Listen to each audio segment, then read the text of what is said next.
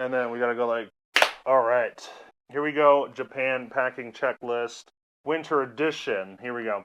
Woohoo! Yeah. Oh my God. How exciting is this? 2 days. 1 day. So I'm a little confused though. You have a little note here. It says Japan packing checklist, winter edition? Yeah, I mean, we're going winter, so... Whoa. You said we were going to the other side of the world. Isn't it summer there on the other side of the world? Still the northern hemisphere. What? Sorry. Restart. I thought we were going to some warm tropical destination. Clearly from your outfit today. Yeah, I was getting ready. Oh, sorry dang to break it to you. So I'm going to have to get a new jacket. Yep. I got to get a new pair of shoes. Yep. Maybe a long sleeve. I don't even own a long sleeve shirt. This is as long as it gets, this right? This is as long as it gets. Wow. Okay, winter edition, Japan packing, starting now. Let's start with things we are not wearing. Like essentials for travel. We decided to go with the JR 7-day pass. Which is what? Japan Rail. There we go. That's what I was looking for. Right. All you can ride 7-day Japan Rail pass. That includes a lot of the bullet trains, anywhere that those go, which is pretty much north to south. Yep. East to west. Yep. And then, so the way it works is that when you order it, you have to order it in your country, and then they send it to you. We got it FedEx to us. So we have this certificate that we need to take then to a station in Japan when we're ready to activate. Yeah. It's only available to foreigners, not to actual Japanese citizens. So. Exactly. We have to activate it at a JR station in Japan. And you don't have to do that the first day there. I think we're going to do ours on the second or third day. One crucial thing is that you have to remember to get a stamp in your passport when you cross the immigration to show that you are, in fact, a tourist. Okay, so that's hugely important. We have to make sure that if they just want to wisp us through, now a lot of them are just like electronic now. We need to make sure we can get the stamp so when we go activate it, we can say, look, here's my stamped passport. Done. Otherwise, they won't honor the pass. Number 2, you don't have to worry about this as much as I do because you're going with the T-Mobile. Yes, so my T-Mobile, I get free internet and data in like 200 countries, which includes Japan. Right. So it'll be interesting. I've heard good and bad in Japan. I've never tried it there. Okay. I usually have no problems in any other country. But you're going to go with Japan Wireless eSIM. Which, shout out to our friend at Tokyo Kenchan for your discount code, 10% off. I'm going to go with the 5G 10-day plan. And it's like, I don't know, $30-$40, which I thought seemed pretty reasonable. A lot of people consider doing a mobile hotspot. Right. But since you have service already, it's not like we need to share it. And so we'll see how it goes. Next important transportation piece is the Suica IC card. What is that? It is basically a transit card that you can use to tap in on subways and buses. Oh, okay, just a local. Is it local? What's the?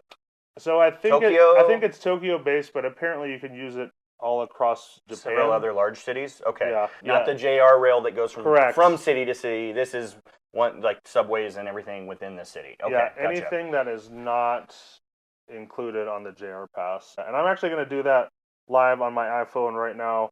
What you need to do is go into your wallet, add a card, and if you can see here, there's a transit card. And so at the transit card, you can search, and I'm just going to look up Japan, and I think Suica is the only card that you can get for Japan. So they ask you the questions right there. So yours is an iPhone. Yeah, I'm going to add 3,000 yen, which is about 20-some bucks. I'm going to pay with my Apple account. This should be loaded onto my wallet.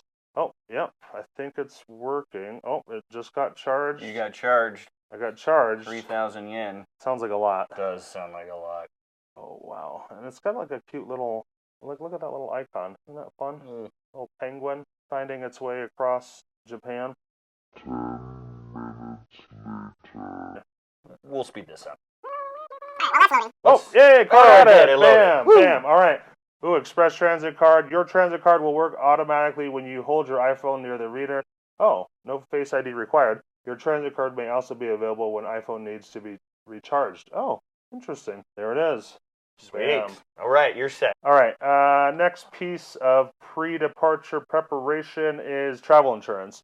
I don't usually do this. Never have I ever. My mom kind of Convinced bullied you? me into it. Okay. All right. Yeah. Well, Because you were going with me. maybe. Probably. Well, and you go to a place like Japan, there's a chance there could be like an earthquake or a tsunami. You might want some sort of backup just in case you need to get out of the country or Something. Okay. just in case. Just like my sister said, you don't need insurance until you do. You know what I mean? So you might as well have it. Right. Anyways, went with Allianz Travel Guard. I always go with them if I'm going to buy insurance, which is kind of 50-50 for me depending on the trip.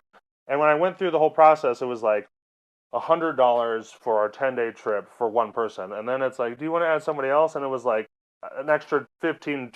So Okay. I'm like, sure. might as well put old Chad on there, right? Well, like, yeah, might as well. right? For $20, I mean. Yeah.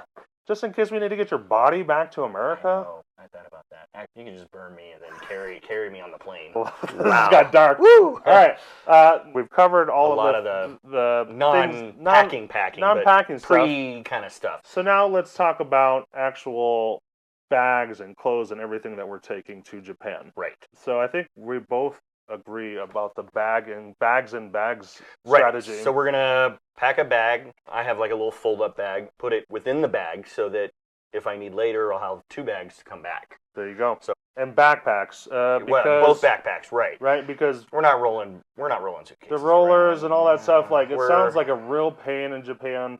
You can do it, but like, do you realize like there's entire services to like ship your luggage from city to city? Because if you have one of those giant rollers and you're trying to put it into the bullet train, Oh god, they're like no. So I'll give you an idea. My bag, just a standard carry-on kind of backpacking bag. Wait, are you actually packed? Oh yeah, been for a week, my friend. I mean, I haven't even done laundry yet to begin to pack. I mean, who says you have to bring clean clothes? That's true. But like Chad was saying, at the bottom of my bag, I have like a fold-up duffel bag. So down here, Okay, is that's like your bag within the bag. Yeah, Your, I mean, extra bag. And that's going to be for all you people back home who are asking for souvenirs and shampoo and food and all this stuff. That's going to go in there. Sweet.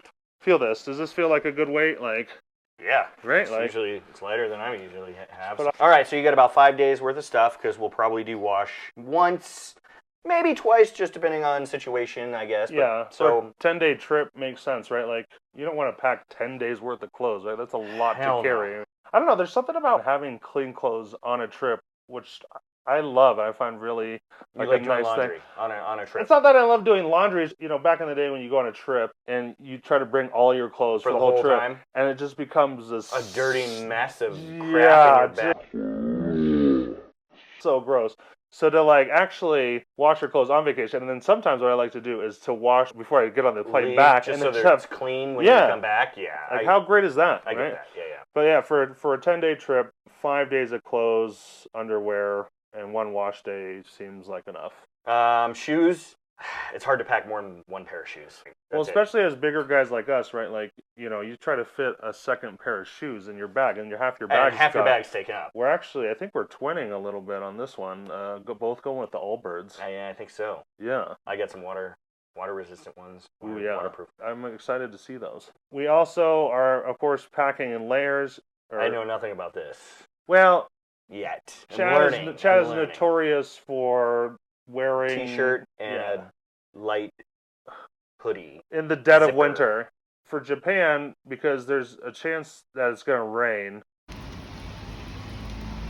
I have an outer shell that's waterproof, right? And then like a hoodie underneath, right? And then a vest, like a puffer vest. Look at this puffer vest that I'm bringing. One of these, nice, tight to the body. Keeps you warm. Also, I think what I like to bring too as part of layers is like a scarf and a beanie, right? Like this stuff is small and easily to remove, easy to pack, and then you can just adjust accordingly. Maybe you'll get on the layer train. I'll see what I can find. It's going to be on top of Mount Fuji with a tank top. Shivering. What is reusable bag? I like to bring a reusable bag. I have a bagoo. I mean, like when you go shopping or anything like that, you don't want a plastic bag all the time. I usually bring 2, actually. One of them for stuff like that. I actually like to put like dirty clothes in yeah. a bag too, to kind of Good keep call. them separate. So Yeah, that's nice to quarantine the dirty yeah, clothes. I don't like them touching. Other than clothes and bags, Other essentials. yeah, outside of the norm. yeah, I Which feel is like normal, but well, I feel like you're really good at this stuff. So yeah, things yeah. that you bring along. I'm gonna bring some fiber. Fiber's always good. Regular. Fiber with a little Himalayan salt in it gives you a little extra electrolytes too, but just nice to stay clean and regular. A lot of times when you're traveling, you've got some exotic foods, different foods that maybe your body's not quite as used to. So I like that. And that goes well into like the probiotics, right? Yes, exactly. So I always have some probiotic every day. Just gets the good bacteria, clean, helps your system. Same thing. You're bringing some electrolyte stuff. Yeah, mostly keep us hydrated. Because like you can get that stuff when you're in Japan, but a lot of what we're gonna bring is for the plane. Yeah, I just want to stay hydrated on the plane right there because you sit in one of those planes for 12.5 hours and you come out on the other end and you're right. Piece and of we're gonna beef have jerky. a few drinks. Right. Try to avoid as much jet lag as possible. Yes, major goal. So, and then I always bring painkillers.